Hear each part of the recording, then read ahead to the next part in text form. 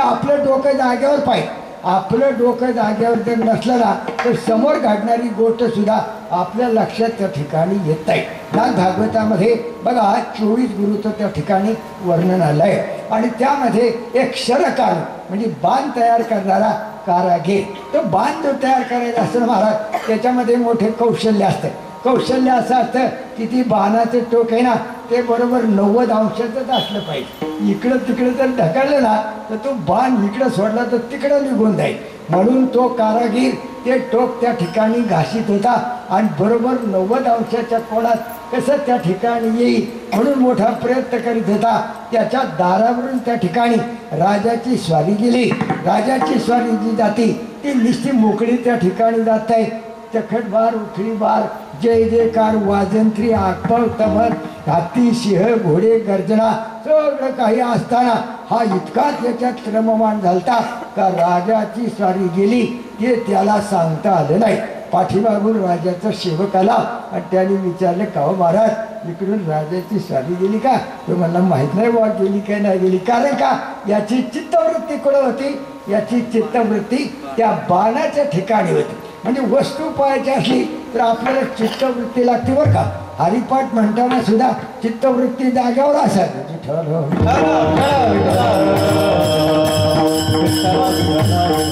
नाही चित्त काय मांडी प्रेम जर ते आपले चित्त नसेल तर आपल्याला वस्तू ती दिसणार नाही. मग काय होतं ज्यावेळी ती वस्तू आपण पाहतो त्यावेळी आपल्या डोळ्यापासून अंतःकरणाची वृत्ती त्या वस्तूपर्यंत त्या ठिकाणी जाते. तिच्यामध्ये त्याबरोबर चिदाभासाचा प्रकाशही त्या ठिकाणी असतो. तो प्रकाश का ती वृत्ती काय करते त्याच्यावरचं आवरण बाजूला करते आणि चिदाभास त्या वस्तूचं त्या ठिकाणी प्रकाशन करतो. अशी प्रक्रिया त्या ठिकाणी. पण त्यावेळी होतं काय त्या अंतःकरण वृत्तीला त्याच्यावरचं आवरण दूर करण्याकरता जेवढ्या प्रकाशाची गरज आहे एवढा प्रकाश त्या ठिकाणी नसल्यामुळे त्या अंतःकरण वृत्तीची त्या ठिकाणी जंबल होते. मग तिला ते नीट त्या ठिकाणी कळत नाही. दोन असताना साप दिसू लागतो.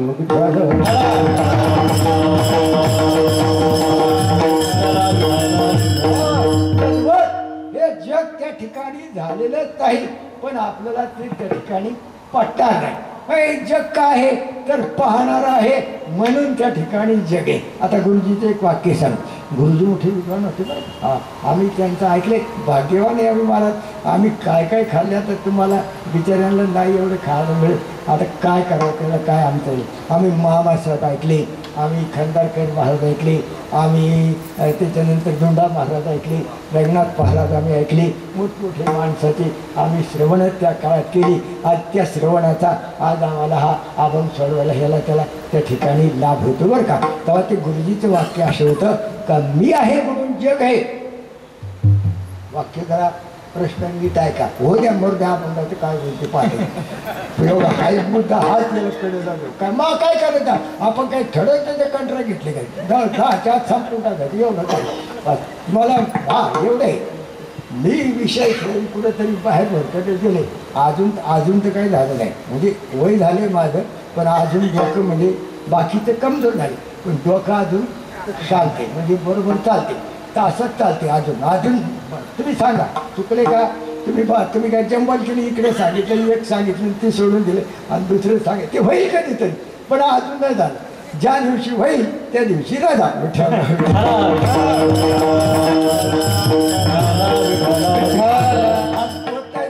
मग जवळ होत नाही तवर चाललं.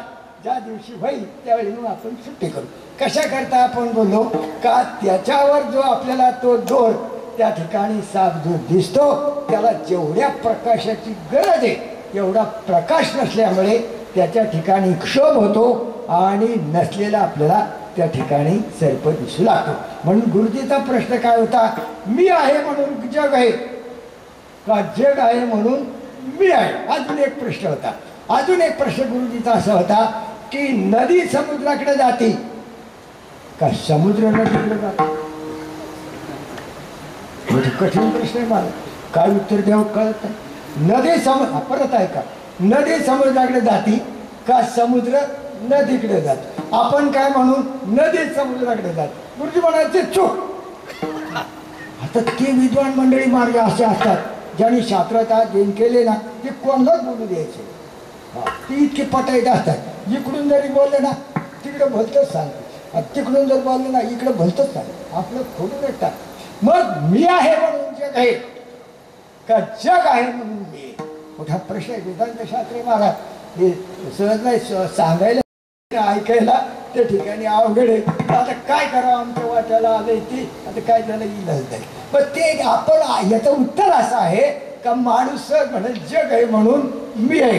पण हे उत्तर त्या ठिकाणी चुकीचं आहे. कारण का जगाला स्वतंत्र सत्ता नाही. मग पाहणारा कोण आहे? जो पाहणारा आहे म्हणून त्या ठिकाणी जग आहे. जर त्या दोराकडे पाहणारा कोणी त्या ठिकाणी जर नसता तर दोरावर साप उत्पन्न झाला असता का? प्रश्नाचं उत्तर नाही. पाहणारा जरी कोणी नसता तर ते दोराला साप व्हायचं काही कारणच नसतं. तसं माणसं जर पाहणारी त्या ठिकाणी नसती तर जग झालंच नसतं. विठ्ठल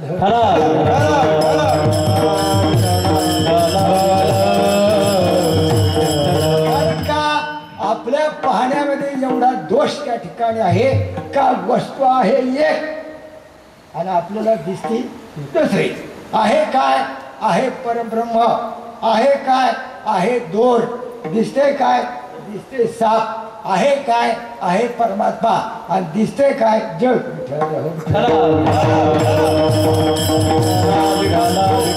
जग हे जे पाहणारे आहेत याचं नाव आहे द्रष्टा. याचं नाव काय? द्रष्टा. ऐका, एक द्रष्टा आला. द्रष्टा का त्या ठिकाणी दृश्य आलं आणि दृश्य आलं का दर्शन आलं. एक आला का दोन आले. एक आला का दोन आले. पाहणारा आला का पाहायची वस्तू आली. पाहायची क्रिया आली. याला म्हणतात दृष्टा, दर्शन आणि दृश्य. गुरुजी याला एक दृष्टांत सांगेल. 3 व्यापारी होते. त्यांनी माल खरेदी केला. मोठं जहाज भरलं. दुसऱ्या देशात जाऊन विकलं. त्याचे पैसे भरपूर आले आणि त्या देशात स्वस्त माल त्यांनी खरेदी केला आणि सगळे त्या बोटीमध्ये परत भरला आणि ती बोट घेऊन पुन्हा ते आपल्या बाय देशाला निघाली. पण येता येता रस्त्यामध्ये एका खडकावर ती बोट जाऊन त्या ठिकाणी आदळली. आदळल्यानंतर बोट त्या ठिकाणी फुटली आणि फुटल्यानंतर मग ते तिघांनी त्या बोटीमध्ये पाण्यात पडले. पण पडता पडता तिघांना एक फळी सापडली. आता तुम्ही म्हणाल एकच फळी कशी काय सापडली असं तुम्हाला शंका येईल. पण त्याचं उत्तर असे, अशी फळी जर न सापडली तर आमची कथा पुढे चालणारच. म्हणजे नसताना ती फळी आम्हाला सापडून घ्यावी लागली. मग ती एक फळी सापडली. बाकीचं ते गेलं पाण्यात. ते जाऊ द्या. तिघजण गेले एका बेटावर. ते बेट असं होतं की त्या बेटावरची झाडे त्यांना ओळखू येणार, फुलं त्यांना ओळखू येतात. काय वस्तू खायची आहे, काय न खायची वस्तू आहे त्याचं काहीच ज्ञान नाही. आणि मग त्यांनी देवाचा धावा केला आणि देवाचा धावा केल्यानंतर अशा वेळामध्ये देवसुद्धा त्या ठिकाणी धावून येतो. देव धावून आला. आपला मुद्दा काय चाललाय? एक आले का पुन्हा दोघं आले. बरं का, लक्षात ठेवा. सिद्धांत काय त्याचा दृष्टांत अवलंबून. मग आता ते 3 जण होते. आला देव प्रसन्न झाला. एकाला विचारलं तुला काय पाहिजे? तो म्हणला मला काय नाही पाहिजे. माझं आता होतं ते गेले पण लेकरा बाळात मला त्या ठिकाणी निघून घ्या. देव म्हणलं त्याचाच जा बाबा जा. दुसरा होता. त्याला म्हणलं तुला काय पाहिजे? तो म्हणलं मलाही दुसरं काय पाहिजे. माझे लेकरा बाळात त्या ठिकाणी आहेत तिकडे मला त्या ठिकाणी घेऊन घाला. आता त्याच्यानंतर असं झालं की ते तिघी 2 गेल्यानंतर तो तिसरा होता. त्याला विचारलं तुला काय पाहिजे? तो म्हणला मी एकटाच राहिलो, मला करमत नाही. त्या दोघांना इकडे आला.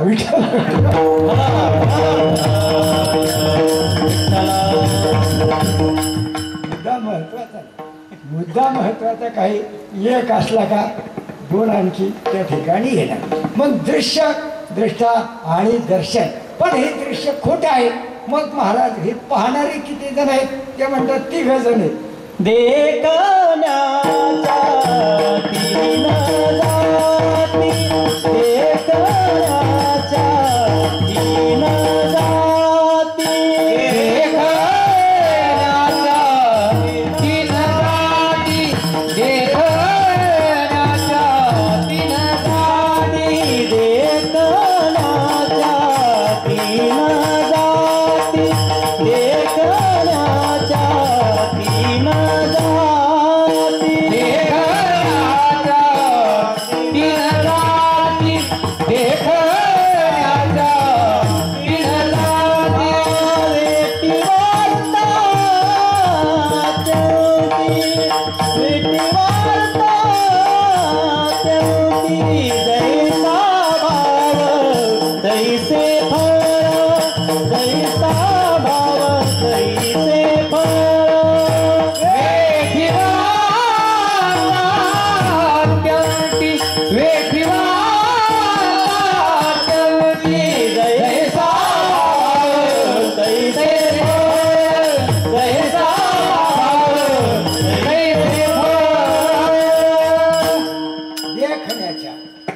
जाती.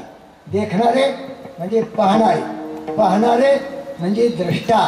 या जगाकडे पाहणारे त्या ठिकाणी 3 प्रकारचे आहेत.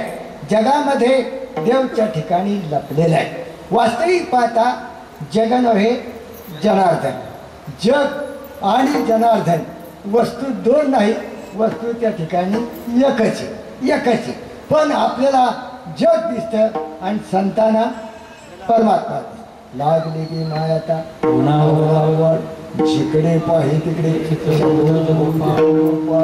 जे जे दृष्टी दिसे ते हरे रूप तुझ्या ध्यान जप राशी नाही. जे वस्तू दिसल त्या ठिकाणी जाऊ द्या, त्याच्यात खोलात मी जात नाही, कारण ती गाडी तिकडे जाईल. हे असेच होते बांधले. काय होते, साठा जास्त असतो आणि मग ती वापरताना हे जंगल इकडे तिकडे होती, मग वेळ जातो निघून. पण ती तासाने जातं, एवढं बरं होतं. तिथे मुद्दा महत्त्वाचा आहे, दुसरं काही असू द्या. मी कशा करता तुम्हाला बोललो, पाहणारे त्या ठिकाणी 3 जण आहेत. 3 जण. 3 कोण आहेत? तुकोबाराने त्यांची नावं सांगितलेली आहेत. पहिला सांगितला विठी, दुसरा सांगितला वार्ता आणि तिसरा सांगितला अत्यंती.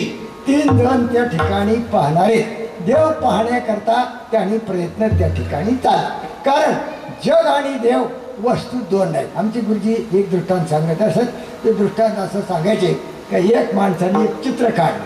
चित्र काढलं, तलावाचं चित्र काढलं. चांगला तलाव काढला, निळभोर पाणी काढलं, त्याच्या भोवती झाडं काढली, त्याच्या भोवती गवत दाखवलं, वरती आकाश दाखवलं, आकाशात काय सूर्य दाखवला, काय पक्षी त्या ठिकाणी दाखवले, गवतात काही श्वापदं हरणं बिरणं त्या ठिकाणी सगळं दाखवलं. आणि त्या चित्राखाली एक प्रश्न लिहून ठेवला का या चित्रामध्ये कुंभारवाचं गाढव हरवलेलं आहे, तेवढं गाढव सोडून द्या.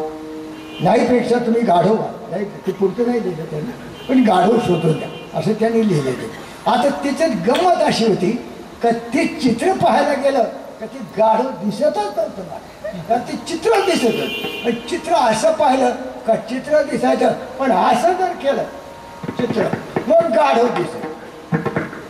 ज्यावेळी गाढव दिसायचं त्यावेळी चित्र दिसत नव्हतं, आणि ज्यावेळी चित्र दिसत होतं त्यावेळी गाढव दिसत नव्हतं. विठ्ठल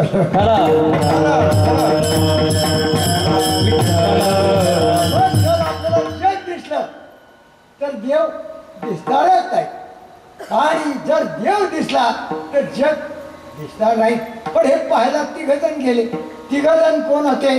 त्याच्यात पहिला विठी. वेठी क्रम लावला बरं का. क्रम म्हणजे कसा असतो बघा, आपण बक्षीस वितरण करताना पहिल्या नंबरचं बक्षीस पहिलं देत नाही. 5व्या क्रमांकावर कोण आहे तिकडून सुरुवात करतात. 4थ्यावर कोण आहे, 3ऱ्यावर कोण आहे, 2ऱ्यावर कोण आहे, आणि पहिल्यावर कोण आहे. तसा बऱ्यापैकी कोण आहे तर बऱ्यापैकी अत्यंत आहे. त्याच्यापेक्षा जरा हलका कोण आहे, त्याच्या खाली वार्ता आहे. आणि त्याच्यापेक्षा हलका कोण आहे, त्याच्या खाली विठी आहे. विठी शब्दाचा अर्थ आहे वेठ बिगार. वेठ बिगार म्हणजे भार वाहणारा.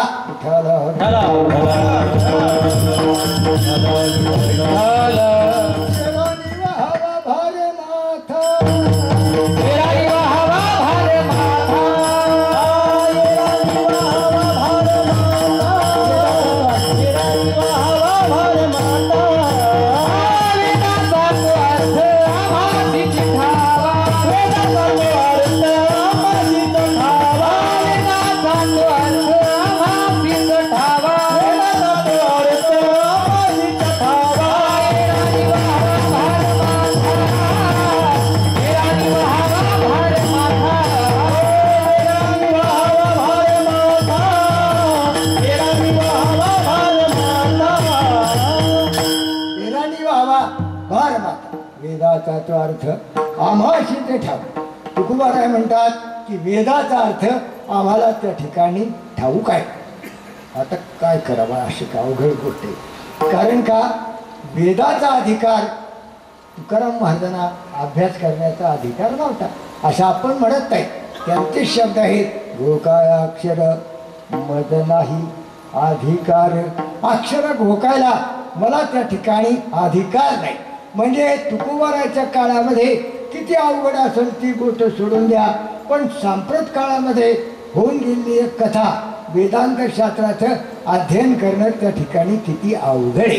वेदांत शास्त्राचं अध्ययन त्या ठिकाणी कोणालाही करता येत नाही आणि कोणालाही सगळ्यांना अधिकार दिलेला आहे असं नाही.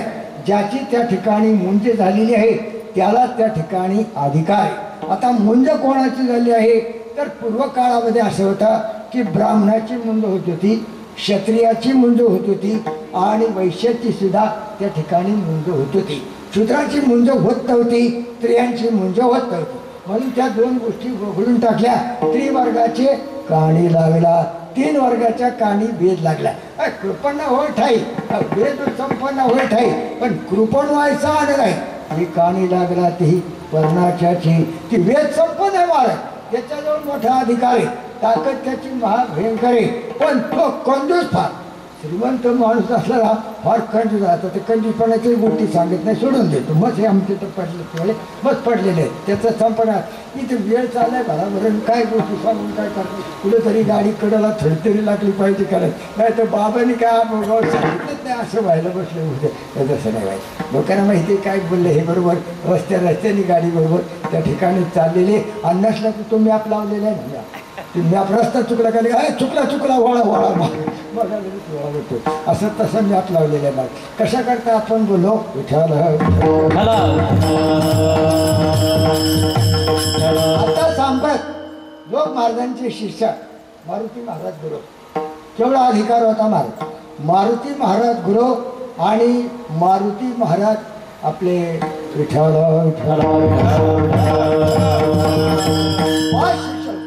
लोक महाराजाचे 5 शिष्य.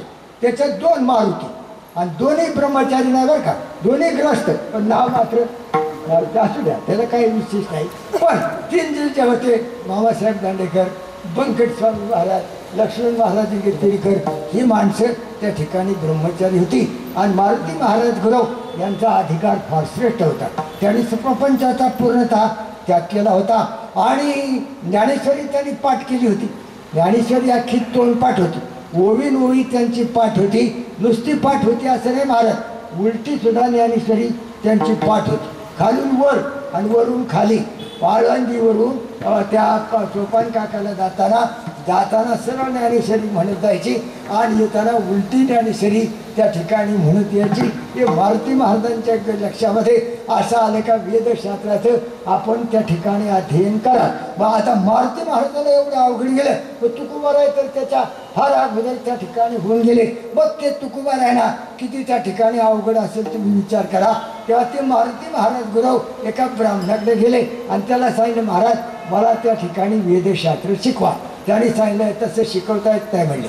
मग यावर उपाय म्हणजे यावर उपाय असा आहे, तुम्ही एक ब्राह्मण माझ्यापुढे आणून ठेवा. तुम्ही उंबरेच्या बाहेर बसा, आम्ही उंबरेच्या आत बसू. मी त्याला सांगल, तो ऐकल आणि ते नंतर तुम्ही ऐका आणि तुम्हाला मी सांगणार नाही. आता तो ब्राह्मण जो बसवला होता त्याला 2 पैसे रोजावर बसवला होता. पण आता हे वेदांतासारखा विषय असा त्या ठिकाणी काही कोरडा विषय, डोक्यात झडपाटणारा विषय, त्याचं डोकं कुठं चालत आहे. तो बसून कंटाळा. तो म्हणला डोकं गरम होते व ह्या ऐकलं त्याला 2 पैसे होते. 1 आना त्याचा रोज केला तरी ऐकानी, 2 आणे रोज केला तरी ऐकानी, 4 आणे रोज केला तरी तो ऐकायला तयार नाही. मग का मी बोललो का त्यांना जर इतकं त्या ठिकाणी अवघड होतं तर तुकोबारांना त्या ठिकाणी वेदशास्त्राचं किती अवघड होतं. मग एवढं अवघड असताना तुकोबारांना हे वेदशास्त्राचं ज्ञान कसं झालं होतं. ज्ञानेश्वरी पहा.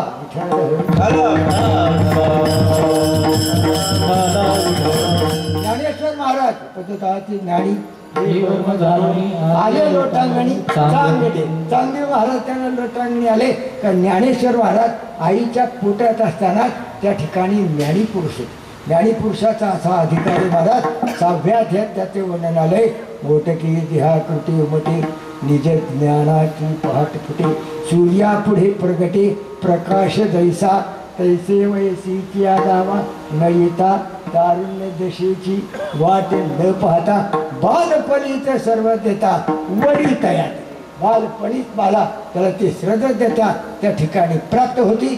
तर जे माणूस भगवंताचं भजन करतो, भक्ती करतो, पण किती करतो तुकोबारा इतकी करतो त्याला ते ज्ञान आपोआप होतं. पण जो माणूस वेदशास्त्राचा अभ्यास करायला त्या ठिकाणी गेला त्याला तुकाराम महाराजांनी काय म्हणले, येरानी व्हावा भार बाथा. कारण वेदशास्त्राचा अभ्यास करून महाराज देव मिळायचे तर लांब राहिलो हो. विठ्ठल हो, विठ्ठल.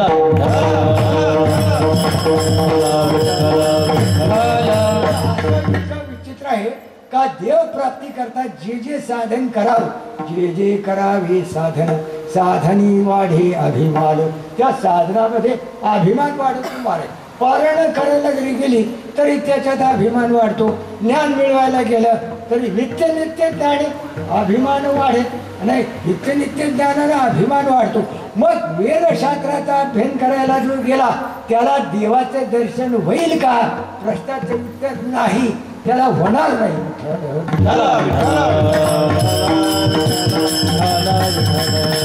हो, कारण त्याचं कारण त्या ठिकाणी असं आहे का वेदशास्त्राचं अध्ययन करून वेदशास्त्राच्या अध्ययनाचा परिणाम त्याला त्या ठिकाणी चांगला परिणाम म्हणतात. तुकाराम महाराजांनी एक ठिकाणी वर्णन केलं आहे. पाहुणिया ग्रंथ देवाले जाण गळ्याशी. पाहुण या ग्रंथ या तुकोबारायच्या वचनाचा अर्थ माणसाला बरोबर करतायत. महाराज उलटा पालटा महाराज अर्थ करून ठेवते आणि त्यामुळे ते कोल मारते. ते गणित बसत नाही ना, असं त्याचं गणित बसलं पाहिजे, सुटलं पाहिजे ना. ती गणित कुठं सुटत आहे?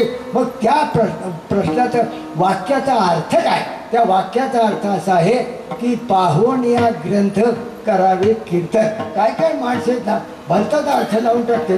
तुकोबारायचं एक अभंग आहे, जेथे कीर्तन करावे इथे आणलं न शेवा. तो म्हणला असं आहे ना, मग अगोदर जेवावे आणि मग कीर्तन करावे. काय काय अर्थ लावून देते माणसं, काय सांगता येते. आमच्याकडे एक ग्रस्त होते, ते म्हणायचे तुका म्हणे घेती देती, तुका म्हणे घेती देती ते नरकाशी जात. पण त्याने अर्थ असा केला, तुका म्हणे घेती देती ते नर काशी जात. आता काय करावं? अशा भलताच अर्थ जर काढायला गेले वचनाचा महाराज कधी कसे जमणार आहे. मग अर्थ काय घ्यायचा? पाहोण या ग्रंथ, तुम्ही ग्रंथाचा अध्ययन केला, पारायण तुम्ही त्या ठिकाणी केली, ज्ञान तुमच्या ठिकाणी प्राप्त झालं. पाहोण या ग्रंथ करावे कीर्तन. इथे कीर्तन शब्दाचा अर्थ हे जे कीर्तन चाललंय या हेतूने तुकोबाराय बोलत नाही. इथे कीर्तन शब्दाचा अर्थ आहे कीर्तन हे नाम घोष करेती निर्लज्ज हरीचे सकळ ओथम रस तुटती पाश भवाचे. कीर्तन त्याचा अर्थ काय? कीर्तन हे नाम घोष, मोठ्याने देवाचा नामाचा उच्चार करणं याला त्या ठिकाणी कीर्तन म्हणलं आहे. जर तुम्ही वेदशास्त्राचा अभ्यास केला आणि जर तुमच्या ठिकाणी देवाचं नाव मुखावाटे आपोआप येऊ लागलं तर त्या वेदशास्त्राच्या अभ्यासाला त्या ठिकाणी अर्थ आहे. नाहीतर तुमचा अभ्यास त्या ठिकाणी फुकट गेला, त्याच्यापासून फलप्राप्ती होणार नाही. त्याचं नाव काय आहे? विठी. विठी म्हणजे ज्ञानाचा भार वाहणारा